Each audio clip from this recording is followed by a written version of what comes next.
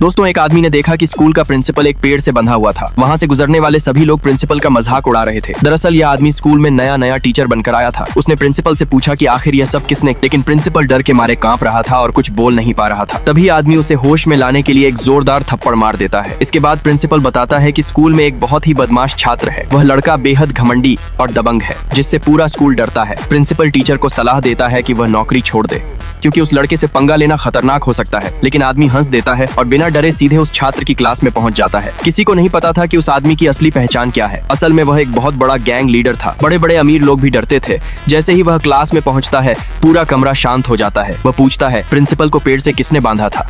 तभी कुछ गुंडे सोफा उठाकर क्लास में घुस आते हैं और माहौल और ज्यादा खामोश हो जाता है। कुछ देर बाद वह बदमाश छात्र अंदर आता है और सोफे पर बैठ जाता है।